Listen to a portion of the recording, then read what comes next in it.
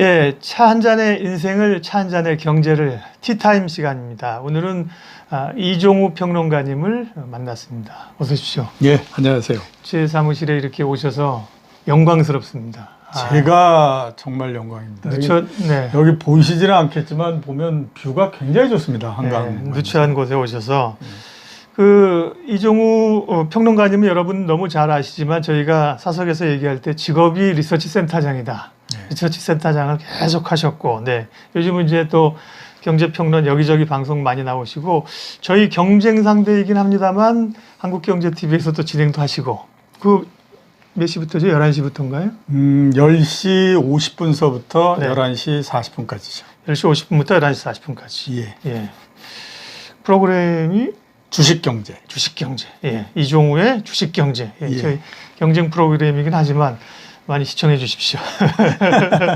오늘은 차 마시면서 무슨 얘기를 할까 하다가 예. 워낙 올 상반기에 우리가 참 초유의 사태를 겪고 있지 않습니까? 그렇죠. 코로나 예. 사태 때문에 올해 이제 2020년 하반기가 되면 어떤 일들이 일어날까? 그 말은 지금의 일들이 조금 풀리거나 다시 재해석될 수 있을까? 그래서 그런 주제를 좀 2020년 하반기에 우리가 예측 가능한 일에 대해서 살펴볼 거고요. 첫 번째 제일 얘기해야 되는 게 이제 코로나 사태인데 하반기가 되면 뭐 지금보다는 좀 나아지겠죠? 그렇죠. 지금보다는 나아져서 어느 정도는 좀 가닥을 잡는다고 봐야 네. 되겠죠. 우선 여러 제약회사, 바이오 이런 네. 데서 백신을 만들기 위해서 굉장히 노력을 하고 있기 때문에요. 예. 기술의 발전 속도 이런 것들을 감안했을 때는 어느 정도 뭐 가닥은 잡힐 가능성이 있다라는 네. 생각이 들고, 그 다음에 또 기업 입장에서 봤을 때도 굉장한 유인책이잖아요. 그러니까 지금처럼 아주 전 세계적으로 이렇게 코로나19 확산되고 이랬을 때 예. 누군가 제일 먼저 개발하는 사람은 이 시장을 모두 다 이게 석권해 버리는 거지 않습니까? 그러니까 그거만큼 기업들한테 강력한 매력을 줄 수 있는 게 없으니까 그런 면에서 봤을 때는 가닥은 좀 잡혀갈 것 같다라는 네. 생각이 들고, 대신에 이제 올해 연말까지 정말로 완전 백신이 다 만들어질 수 있을 것인가 하는 것들에 대해서는 조금 확률은 뭐 반반이다. 그게 시간이 꽤 걸린다면서요? 특별히 백신이 시간이 많이 걸린다 그러대요. 예, 그거를 일단 그러니까 계속해서 바이러스 자체가 이제 변형이 되는 그러니까요. 형태니까 예. 그거를 정확하게 타겟을 해가지고 만든다라고 하는 것이 쉽지 않으니까 네. 일단 이제 그렇다라고 봐야 되죠. 그래서 만약에 그 백신이 나오지 않는다고 하더라도 네. 상반기 특히 뭐 3월, 4월 이때는 전혀 모르는 상태에서 일이 벌어진 거였기 때문에 예.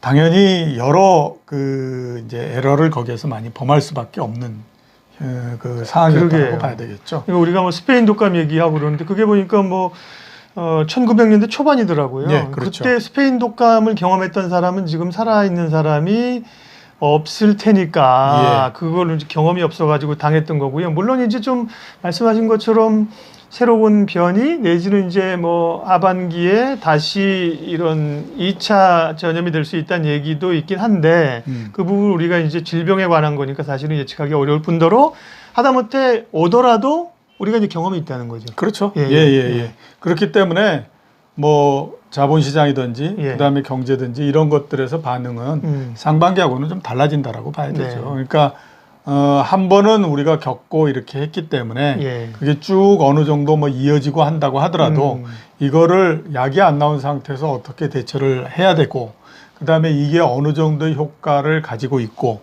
이런 것들에 대한 노하우가 있기 때문에 그만큼의 대비를 해가면서 진행을 할 수 있는 거거든요. 그러면 당연히 그거에 따라서 생기는 악영향이나 이런 것들은 지금보다는 훨씬 더 희석을 시켜가면서 갈 수 있다라고 봐야 되겠죠. 그러면 전체적으로 봤을 때는 어느 정도 이제 가닥이 잡혀가면서 되는 형태가 되니까요. 뭐 그런 부분들을 일단 감안을 하셔야 될 것 같고, 그 다음에 또 이제 제 생각으로는 질병도 조금 강도가 약해질 가능성이 있다라고 봐야 되죠. 우리가 제일 무서운 질병이라고 얘기하는 게 이제 중세 때의 패스트가 제일 이 독한 질병이었다라고 얘기를 하잖아요. 그 패스트가 어떻게 없어졌나라고 이렇게 팔로업을 해보면 우리가 그냥 보기에는 이제 사람들이 뭔가 약을 만들어서 극복을 해나고 이럴 거라고 생각하지만 중세 때 그거를 극복할 수 있는 약이 어디 있었겠습니까? 그러게요. 그죠? 그걸 극복할 수 있었던 건 패스트 자체가 약해졌기 때문에 그래요. 왜 그러냐면 바이러스도 숙주가 살아 있어야지만 이게 본인들이 살 수가 있는 거잖아요. 그러니까 사람이 죽어버리면 거기에 있는 패스트균도 같이 죽어야 되는 거거든요. 그러니까 당연히 숙주가 어느 정도 살 수 있을 만큼 병의 강도가 약해지는 형태가 되거든요. 그러니까 이번 이제 코로나19 같은 경우에도 지금까지보다는 조금 더 질병의 성격상 봤을 때 약해질 수 있는 그런 요인도 갖고 있고, 이런 것들을 전체적으로 감안하게 되면 하반기 들면서는 조금 지금보다는 악영향이나 이런 것들이 상당히 많이 줄어들면서 예. 충분히 쿠션을 가질 수 있을 만큼으로써 변화한다, 이렇게 이제 볼 수가 있겠죠. 역시나 뭐 말씀하시는 깊이가 사실은 뭐 질병 전문가는 아니시잖아요. 그런데도 보면 뭐 벌써 패스트까지 우리가 거슬러 올라갔고요. 사회적 거리두기도 우리가 해봤잖아 이제. 예. 또 거리두라고 하면 두지 뭐. 그렇죠. 그러니까 2020년 올해 하반기에 우리가 좀 미리 좀 생각해야 될 일, 예측 가능한 일. 두 번째는 이제 경제인데요. 예. 경제는 사실은 지금 사회적으로 활동을 못하게 되면서 지표들이 나빠질 거라고 얘기하고 이제 지금 4월 들어서 좀 막 확인하고 있는 단계잖아요. 예, 그렇죠. 그렇게 보면 하반기까지는 지표는 나빠지나요? 아니면 뭐 적어도 지금이 4월이니까 하반기라고 하면 6개월 지나면 10월, 11월쯤은 이제 경기도 돌아선다. 예. 어떻게 볼 수 있을까요? 저는 틀림없이 V자 형태로서 반등을 한다, 이런 생각을 갖고 있습니다. 경기가요? 예, 예, 그렇죠. 그러니까 뭐 L자형으로 밑에서 깔린다, 무슨 뭐 R자형으로 떨어진다, 뭐 루트형이 된다, 어쩐다 얘기 굉장히 많지만요. 저는 V자 형태로서 간다. 그리고 하반기에 뭐 빠르면 3분기, 늦어도 4분기에는 충분히 그런 모양이 나온다라고 생각을 하는데요. 왜 그러냐 하면 우리가 전례를 봤을 때 그렇다라고 하는 겁니다. 그러니까 외환위기도 있었고 금융위기도 있었고 그렇지만 우리가 지나갔기 때문에 기억이 희석이 돼가지고 그때는 그래도 이런 부분들이 있었기 때문에 올라설 수 있었어 라고 얘기를 하지만요, 그때 당시로 돌아가서 한번 생각해 보면 거의 대부분도 그때의 전망은 밑바닥에서 그렇죠. L자형으로 깔린다, 뭐 이런 얘기들. 리먼 때 그런 얘기 많이 했고, 그렇죠. 제가 그래서 무슨 얘기 하냐면요, 요번에 이제 기사 막 나오면서 뭐 100년 만에 침체, 일자 장기 불황 나올 때 제가 무슨 얘기 했냐면 2008년의 기사를 찾아보면 똑같다. 그렇죠. 그 얘기 했거든요. 2008년뿐만 아니라 2001년도에 9.11 테러가 났을 때도 똑같은 얘기를 했습니다. 근데 그런 때도 V자 형태로서 반등을 했고요. 그 다음에 이제 그 기간도 그렇게 길지는 않았죠. 금융위기 같은 경우를 보면 2008년도 9월 달에 났고, 그 다음에 이제 주가가 바닥을 치기 시작한 거는 대충 보게 되면 1월 달에 1차 바닥, 4월 달에 2차 바닥 하면서 이제 올라갔고. 그러니까 한 6개월 정도. 예, 그렇죠. 경제도 그 2009년도 하반기 정도 되면 이미 회복되기 들어가거든요. 그러면 그런 상황에서도 대략 3분기 정도가 지나면 경제는 올라가기 시작하면서 대단히 빠른 속도로서 가더라라고 하는 거죠. 그런 것들을 우리가 생각해 보면 지금 당장에서 생각하면 정말 뭐 이건 앞이 안 보인다, 뭐 이렇게 얘기를 하지만, 그러니까 인류 멸망이 올 것처럼 생각하잖아요. 세상에 앞이 안 보이는 건 없고요. 그 다음에 강도 면에서 봤을 때도 지금이 제 생각으로는 외환위기나 금융위기 때에 비해서 그 악영향이라고 하는 것이 3분의 1도 안 된다라는 생각이 많이 들거든요. 그렇기 때문에 회복도 상당히 빠를 거다라고 생각이 되는데, 자, 그 금융위기 같은 때 한번 생각해 보면요, 가만히 한번 우리가 생각해 보십시오. 세계에서 가장 경제 규모가 크고 경제가 가장 탄탄하다라고 하는 나라가 이게 부도가 날지 모르는 상태가 됐다라고 하면 이게 도대체 언제 이게 어떤 형태로서 회복이 될 수 있는 거야? 이게 도저히 감이 안 잡히는 형태이지 않습니까? 그 다음에 외환위기 한번 생각해 보면 나라가 돈이 없어서 이게 뭐 난리가 났다. 금 팔고 그렇죠. 그래서 이게 뭐 잘못하면 국가 부도 날지도 모른다. 그것도 또한 엄청난 일일 수밖에 없거든요. 그런 건데 이번 같은 경우에 보면 물론 뭐 초유로 질병이라고 하는 것 때문에 사람들의 이동이 막히고 뭐 이랬던 예. 부분들도 있기는 하지만 그거는 아무튼 이동이 자유롭고 경제 활동을 할 수 있을 때까지 시간을 끌고 가게 되면 그 다음서부터는 이게 회복이 되고 이러는 과정으로서 가는 거잖아요. 중간에 걸림돌이나 이런 것들은 그렇게 많지 않은 상태고 예. 그렇게 되는데 왜 금융위기 같은 경우에는 금융기관들이 모두 다 이렇게 망가져버린 형태지 않습니까? 많이들 얘기하는 게 그때는 금융에서 문제가 생겼고 지금은 실물에서 문제가 생겼는데 네. 실물은 금융보다도 훨씬 더 어려우니 지금이 더 어려울 거야. 이런 얘기들 굉장히 많이 하잖아요. 금융 쪽에서 문제가 생겨서 실물로 넘어오는 거나 실물 쪽에서 문제가 생겨서 금융으로 올라가는 거나 선후 관계만 다르지 한 달 정도 지나면 다 똑같아집니다.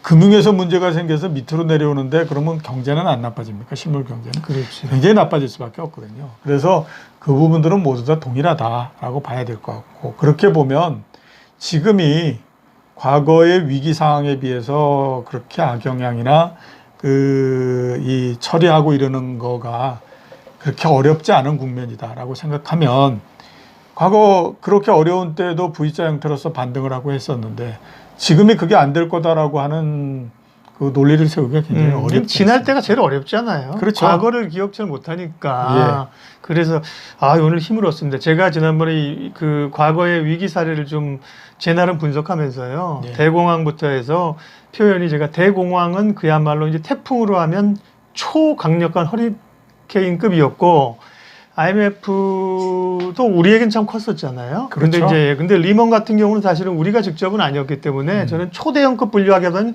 중대형급 정도로 제가 분류했고 이번의 위기도 사실은 리먼 그러면 이제 리먼이나 IMF를 넘어서는 대공황급이냐? 저는 그 정도는 아닐 거라고 본다. 그렇게 얘기를 예. 지난번에 제가 그냥 제 방송에서 이렇게 했는데 예. 그러고 나서도 좀 이후에 쫄리더라고요. 네. 상황이 왜냐하면 계속 나오는 얘기들이나 듣잖아요. 예. 계속, 예. 계속 들으면서 뭐 그 그러니까 언론에 우리가 계속 노출되니까 예. 그러면서 이거 내가 좀 너무 과소평가했나 그렇게 생각했는데 예. 지금 말씀을 들으니까 그다음에 또 우리가 상당히 괜찮아질 수 있다라고 볼 수 있는 것 중에 하나는 네. 위기를 컨트롤했던 그 경험이 있지 않습니까? 예. 그게 불과 10년 전의 일이기 때문에 노하우가 있어서 이번 같은 경우에 보면 그렇잖아요. 제일 처음에 코로나가 이렇게 나서 사람들의 이동이 어려워지면서 경제가 나빠질 거라고 생각하니까 대책이 계속해서 나오면서 그러게요. 이게 순차적으로 쭉 나오잖아요. 네. 그리고 미국의 예를 들어서 우리가 보게 되면 의회에서 통과를 하고 하는 것도 이게 쭉 일사천리로서 진행되지 않습니까? 학습 효과가 있는 그렇죠. 거죠. 시간 끄니까 좋을 거 없더라. 네, 금융위기 같은 경우 때 보면 금융위기가 9월 중순에 리먼 브로더스가 망하면서 시작이 됐잖아요. 그때에 이제 망하고 난 다음에 한 4월 정도 지나서 의회 청문회에 나가서 그때의 버냉키 의장이 그 의원들한테 얘기를 합니다. 사흘 후 정도까지 이 법안을 통과시켜서 이게 자금을 부어주고 하지 못하면 미국 경제는 해체가 되는 형태가 될 거다라고 얘기를 했었거든요. 그랬는데도 결과가 어떻게 됐냐면 그 1차로 그 경기 부양 방안 이런 것들이 부결이 돼 버렸어요. 그래서 그 금융위기 당시의 주가를 보면 제 리먼 브로더스가 망하면서 주가가 엄청나게 빠른 속도로서 떨어졌을 것 같지만 처음에는 그렇게 많이 하락하지 않았어요.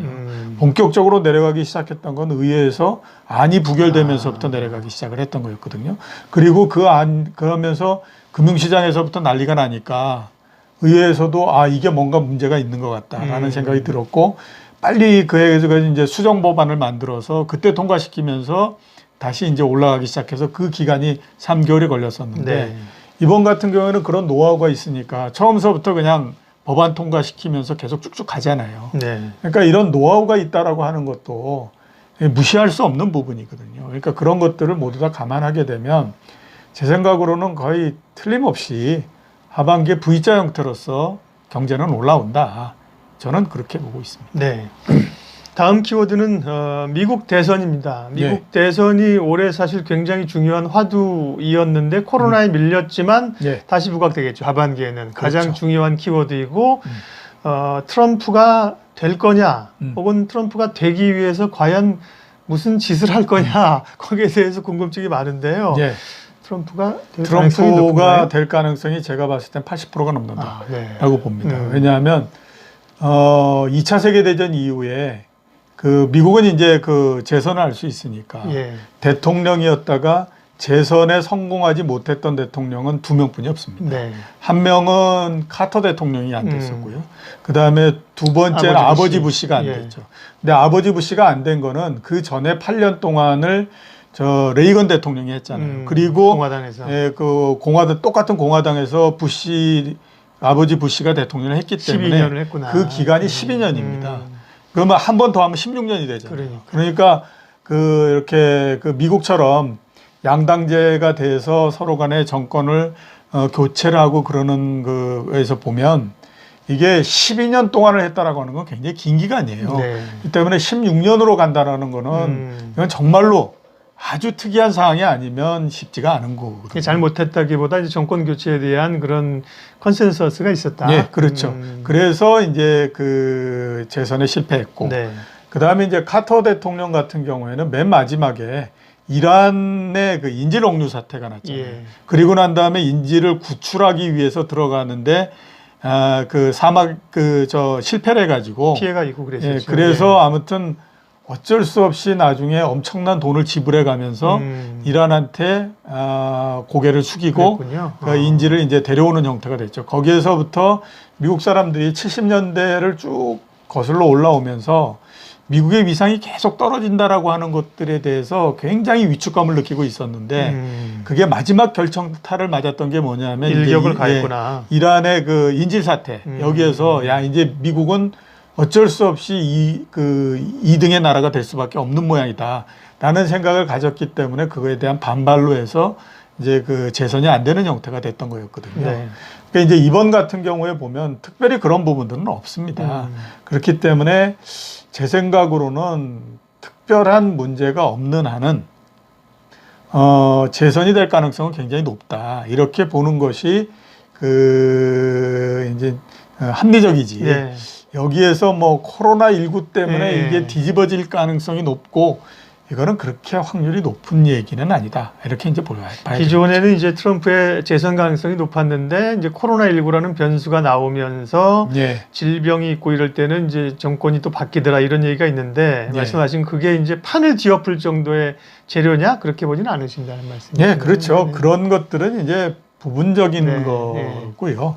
대신에 보게 되면 코로나19가 나기 전까지 미국 경제는 그래도 트럼프 대통령이 3년 하면서 나무랄 데 없이 왔잖아요.